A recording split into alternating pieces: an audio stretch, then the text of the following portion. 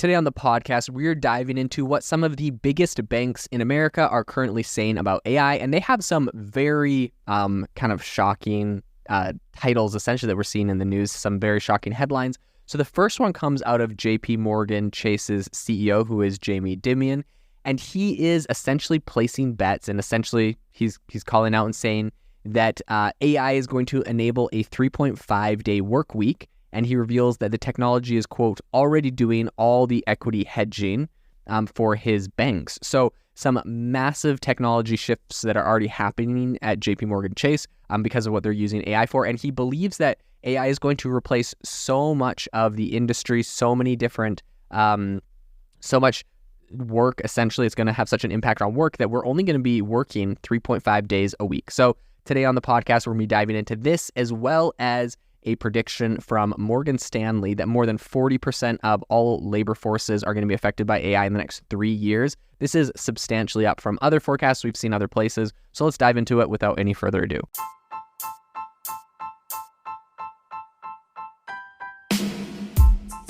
Welcome to the world's #1 AI podcast, AI Chat. I'm your host, Jaden Schaefer. If you've been following the podcast for a while, you'll know that over the last 6 months, I've been working on a stealth AI startup. Of the hundreds of projects I've covered, this is the one that I believe has the greatest potential. So today I'm excited to announce AI Box. AI Box is a no-code AI app building platform paired with the App Store for AI that lets you monetize your AI tools. The platform lets you build apps by linking together AI models like ChatGPT, Midjourney, and 11 Labs. Eventually, we'll integrate with software like Gmail, Trello, and Salesforce, so you can use AI to automate every function in your organization. To get notified when we launch and be one of the first to build on the platform, you can join the waitlist at aibox.ai. The link is in the show notes. We are currently raising a seed round of funding. If you're an investor that is focused on disruptive tech, I'd love to tell you more about the platform. You can reach out to me at jaden@aibox.ai. I'll leave that email in the show notes. Have you ever wanted to start your own podcast? I record and publish podcasts on a platform called Spotify for Podcasters, and I absolutely love it. Essentially, you can upload from your phone or computer, and it distributes to every platform that plays podcasts. They support video podcasts, and you can make money on the platform with ads or even podcast subscriptions, something that has made my life so much easier as a podcaster. So if you're interested, I highly recommend you give it a try. You can download the Spotify for Podcast app or go to spotify.com/podcasters to get started on your podcast today. Of course, we all know that AI is no longer just stuff of sci-fi fantasies. A bunch of really big people on Wall Street, including JPMorgan Chase, think that it is not only integrating, and they're currently not only just integrating AI across their operations, but they're also envisioning a future where the technology significantly alters the work week. So despite this focus on future technology, the company, I think it's kind of funny, is currently investing heavily in traditional office space. And I think this kind of indicates a bit of a complex vision of the future of work. If you've seen lately, Chase Bank has been in the news for requiring that people come into the office. So they're definitely very forward thinking about what AI is going to do, but they're not very flexible on, flexible work, working from home or other things like that. So I think a lot of these headlines right now recently came from some interviews with Bloomberg TV. So JPMorgan CEO Jamie Dimon announced that artificial intelligence has already penetrated almost every aspect of the company's operations. He said, quote, "We already have thousands of people inside JPMorgan doing it." He emphasized that AI is, quote, "critical to our company's future success." I think that's very interesting.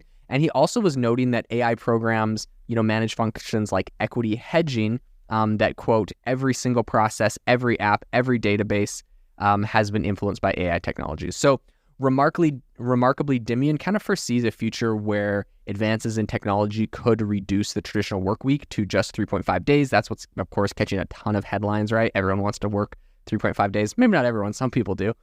He conceded that AI will, quote, "of course, replace some human jobs," but says that the company hopes to redeploy any displaced employees elsewhere within the firm. So for their company, they're not just using AI to lay people off. They're probably using AI to become a lot more efficient, effective, and grow as a company. So while the CEO has long been really bullish about, a 5-day office work week, this new comment, I think, kind of offers a nuanced perspective on how technology could change that in the long run.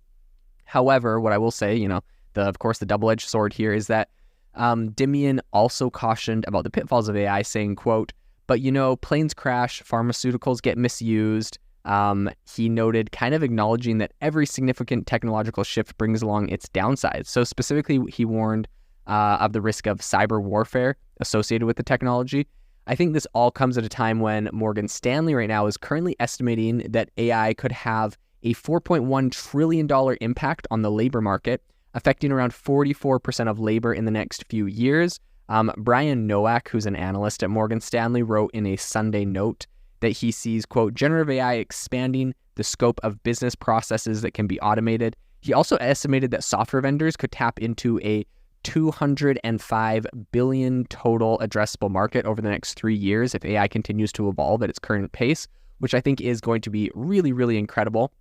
So there, of course, as I mentioned, are some contradictory moves. So I think while embracing this whole future of work, JP Morgan is paradoxically also in the process of building a $3 billion 70-story office tower on Park Avenue. I think that's scheduled to open in 2025. And this is going to accommodate approximately 15,000 employees and comes as the firm is, recalling its employees back to the office 5 days a week. Bonuses have been tied to office attendance, so they're not going to give you your bonuses unless you're in the office. And they're underscoring the firm's short-term commitment to in-person work, even as it invests in future technology. So last year, Dimon warned of a quote-unquote financial hurricane looming over the U.S. banking system in a climate of economic uncertainty that he says, quote, has not meaningfully changed since last year. His dual focus on traditional workspaces and futuristic technology, I think, kind of represents a bit of a strategic balancing act for, the banking giant. I think in a future kind of dominated by AI, the traditional norms of the banking industry and the broader labor market seem set to kind of undergo some fairly significant shifts. JPMorgan is also already kind of leading this transformation, but they're also taking strategic steps to maintain a bit of a balance between the old and the new worlds. This is something very common with the banking industry. It is, known for being quite cautious and conservative. I think the company's actions serve as a microism for the complexities and possibilities that AI offers in shaping the future of the world. Definitely an area that we're going to continue to follow and focus on, but there's some big predictions being made by the banking giants today, and I think they're going to have some really big implications. I mean, even just, what Morgan Stanley is saying about, what $4.1 trillion impact on the labor market, I think absolutely massive.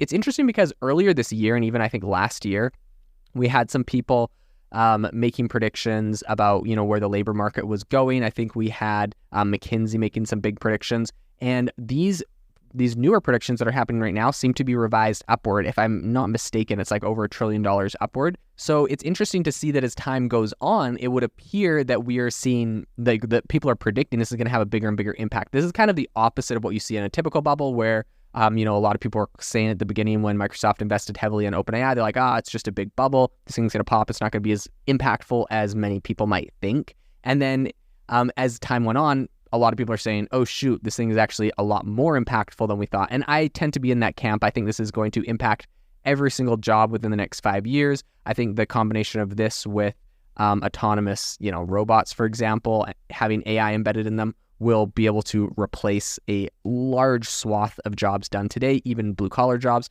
It's going to be very interesting. We're seeing some very huge shifts. This is definitely something we'll continue to follow into the future. This episode is brought to you by Shopify.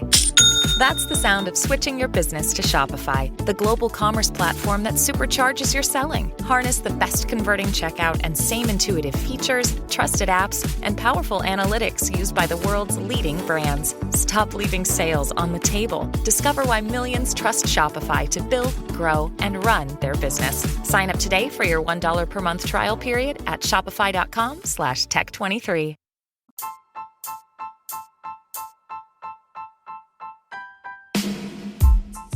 Thank you for listening to the AI Chat podcast. If you enjoyed the podcast, I'd appreciate it if you rate me wherever you listen to podcasts. And if you're looking for an innovative group of AI enthusiasts, make sure you check out our Discord channel and also our Facebook community. It's obviously a lot more interactive than a podcast where we can actually share software tools, prompts that we're using in everyday AI. I'll leave a link for those in the description below.